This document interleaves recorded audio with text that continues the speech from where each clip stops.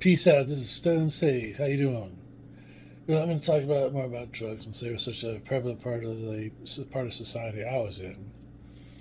And I remember again, you'd get weed from all kinds of different people, and you get knowing enough people, you'd know enough people to get all kinds of shit. As I said before, opium, hash oils, hash, opiates. We had 2 bags of grass, 75 pellets of mescaline, 5 sheets of high-powered blotter acid, a salt shaker half full of cocaine, a whole galaxy of multicolored uppers, downers, screamers, laughers, also a quarter tequila, quarter rum, case of beer, pint of raw ether, 2 dozen amyl.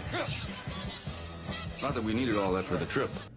And I had this one friend that would come over to my apartment, and he'd bring duffel bags, 2 duffel bags filled with pot, big bags full of pot. That's a lot of money.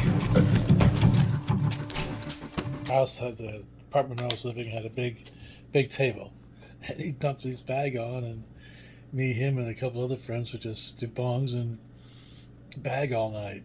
It'd be like 25, 30, 40 pounds. I mean, incredible amount of pot. And of course, we'd all get some for doing it and smoke while we're doing it, so that was all pretty cool. But that was a lot of pot at one time. A lot. And then again, I had this friend that would get blocks of hash.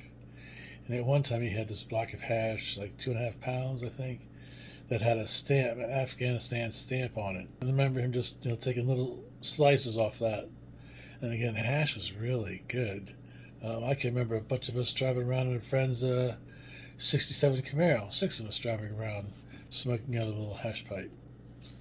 And again, the hash under glass was always the best way to go. It's kind of, you didn't hear about it anymore. Why, I don't know, but I guess it's up until early 80s. I guess about 10, 12 years hash was around that at least I heard of.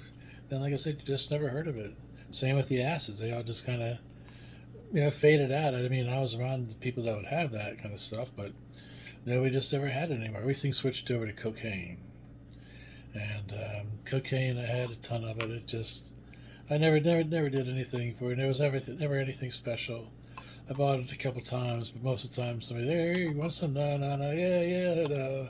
I go, yeah, okay, I'll do some. And most of the time doing cocaine was like that. I had a friend that hung out at this bar I used to go to that sold coke, and he had a baggie that he carried to the bar with him, and he had this coke thing he wore around his neck that was these like pair of ladies' legs with spoons at the bottom where the feet were. And he'd just sort of stick that spoon in his bag of his, and boom, snort it up. We'd do a couple hits and go back in the bar and drink a little bit, and then come back out a little bit later and do a couple more.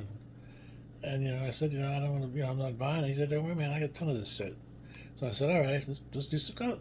So, all right, another little quick story from the Stone Sage here. Peace out. Have a good one. Talk to you later.